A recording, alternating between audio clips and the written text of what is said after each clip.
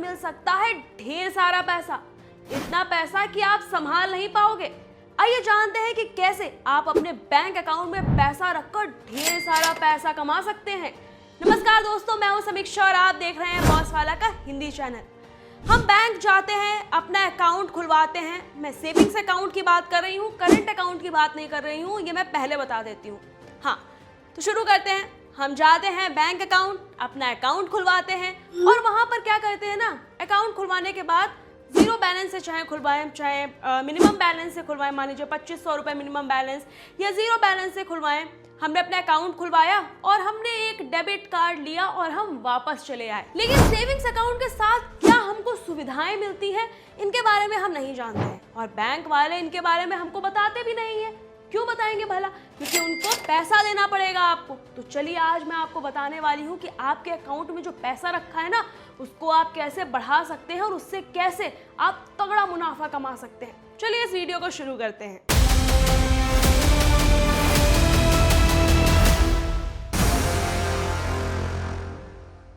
सबसे पहले हम बैंक अकाउंट का एक रियलिटी चेक ले लेते हैं। मान लीजिए आपने एक अकाउंट खुलवाया, जैसे कि मैंने अभी आपको बताया ना कि आपने एक अकाउंट खुलवाया और डेबिट कार्ड लिया और वापस चले आए अपने घर को कि भैया हमारा काम हो गया। सेविंग अकाउंट पर आपको एक्स्ट्रा पैसा मिल सकता है, ये बैंक वालों ने आपको कभी बताया है? नहीं बताया होगा। वो खुद से वो चीज़ें नहीं बताते हैं जिससे आपको फ़ायदा हो, वो खुद से वो चीज़ें बताते हैं जिससे उनको फ़ायदा हो। देखिए, सेविंग अकाउंट और एफडी में क्या फ़र्क होता है ये मैं आपको बताऊंगी, तभी आपको समझ में आएगा कि कैसे आपको सेविंग अकाउंट पर फ़ायदा मिलने वाला है। और हाँ, एफडी का नाम सुन के ना वीडियो को बंद मत करिएगा, क्योंकि सेविंग अकाउंट पे आपको फ़ायदा मिलेगा, लेकिन उससे पहले समझना ज़रूरी है कि सेविंग अकाउंट और एफडी में क्या फ़ायदा होता है। तभी आप समझ पाएंगे कि दोनों में आपको कितना % मुनाफा मिलता है। तभी इस वीडियो का फ़ायदा है आपके समझने में। बाकी है ये सेविंग अकाउंट पे ही, एफडी सुन के भाग मत जाइएगा। तो देखिए, सेविंग अकाउंट में आपको ब्याज ज़्यादा से ज़्यादा कितना मिलता है? 2.5% से 3%। मैं माँ कह रही हूँ बहुत ज़्यादा ब्याज मिलेगा तो 2.5 से 3%, इससे ज़्यादा ब्याज नहीं मिलता है। लेकिन एफडी पर जो फिक्स डिपॉजिट जिसको कहते हैं, उस पर आपको 7 से 8% ब्याज मिलता है। क्यों? क्योंकि वो एक फिक्स अमाउंट होता है और उस पर आपको 7 से 8% ब्याज मिलता है। तो एक तरफ 2.5% और एक तरफ 8%, किसका पलड़ा भारी है? जाहिर सी बात है एफडी का। लेकिन अब ये एफडी वाला ब्याज है ना, ये आप अपने सेविंग अकाउंट में भी पा सकते हैं। कैसे, ये मैं आपको बताती हूँ। देखिए, एक ऑटो स्वीप करके एक ऑप्शन होता है जो आपको बताया नहीं जाता है। तो इसमें क्या होता है ना कि आपका जो सेविंग अकाउंट है उसमें आपको एफडी वाला फ़ायदा मिलता है। अब बहुत से लोग सोच रहे होंगे कि भाई जब एफडी वाला फ़ायदा मिलेगा हमको सेविंग अकाउंट में, तो एफडी वाले रूल्स भी हमको मानने पड़ेंगे। जी नहीं, ऐसा नहीं है, आप गलत सोच रहे हैं। मैं आपको बताऊंगी कि कैसे सेविंग अकाउंट में आप एफडी वाला फ़ायदा ले सकते हैं बगैर एफडी के रूल माने। आजकल लाइफ का कोई भरोसा नहीं है और ऐसे में इंश्योरेंस होना बहुत ज़रूरी है। लेकिन जब बात आती है इंश्योरेंस की, तो सिर्फ एक ही नाम आता है, पॉलिसी बाजार।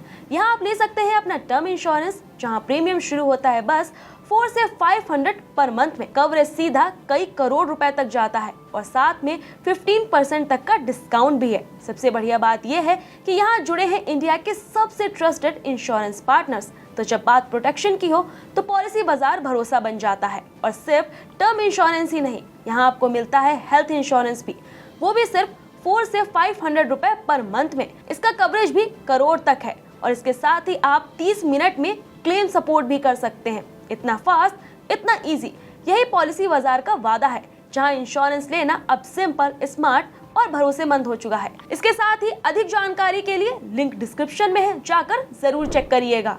चलिए आगे बढ़ते हैं। देखिए, सबसे पहले जानते हैं कि आखिर ये ऑटो स्वीप क्या वाला है। भाई कभी सुना नहीं इसके बारे में, ये सुना है तो समझने की कोशिश नहीं की, लेकिन आज समझ लीजिए कि ये ऑटो स्वीप क्या होता है। देखिए, सेविंग अकाउंट, आपने जो अपना सेविंग अकाउंट खुलवाया है उसमें क्या करिए, एक लिमिट सेट कर दीजिए। मान लीजिए आपने, वो भी मैं आपको आगे बताती हूँ, मान लीजिए कितने पे लिमिट सेट कर सकते हैं। देखिए, सेविंग अकाउंट में एक लिमिट सेट कर दीजिए, उतना पैसा बैंक अपने आप एफडी में डालता रहेगा। अब आप सोच रहे होंगे कि अरे यार जब बैंक एफडी में पैसा डालता रहेगा तो घूम फिर के बात तो वही आ गई ना कि आपको एफडी करानी पड़ेगी। ऐसा नहीं है, बताती हूँ। लिमिट जब आप सेट करेंगे उसके ऊपर जो पैसा आपको मिलता है वो एफडी वाला ब्याज होता है। आपने जो भी लिमिट सेट की हुई है उसके ऊपर आपको जितना भी पैसा मिलेगा वो सब एफडी के ब्याज पर मिलेगा, यानी कि 7 से 8% तक मिल सकता है आपको सेविंग अकाउंट पे। और अगर हम उदाहरण यानी कि एक एग्जाम्पल के तौर पे समझे तो मान लीजिए आपने लिमिट सेट कर दी है 30,000 रुपए, ठीक है, और आपका जो अकाउंट बैलेंस है वो है 90,000 रुपए, ठीक। अब 30,000 रुपए आपको नॉर्मल ब्याज मिलेगा, जो मैंने आपको बताया था कि 2.5 से 3% तक आपको इस पर नॉर्मल ब्याज मिलेगा। अब जो 60,000 रुपए हैं आपके, उस पर आपको एफडी जैसा ब्याज मिलेगा, यानी कि 7 से 8% तक मिल सकता है आपको एफडी जैसा ब्याज 60,000 रुपए पे। तो 60,000 का 7 से 8% कितना हुआ ये आप खुद निकाल लीजिए, ये मैं कैलकुलेट आपके लिए नहीं करूंगी। देखिए, अब जब एफडी जैसा ब्याज मिलेगा तो भाई एफडी जैसे झंझट भी झेलने पड़ेंगे।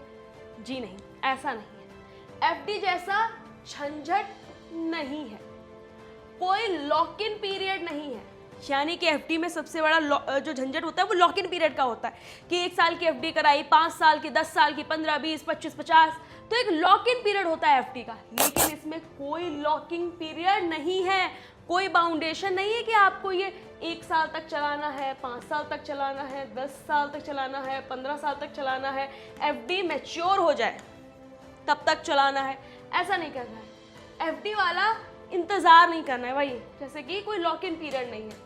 और ब्याज आपको जो मिलेगा वो एफडी वाला ही मिलेगा, जो इंटरेस्ट है 7 से 8% वो एफडी वाला ही मिलेगा।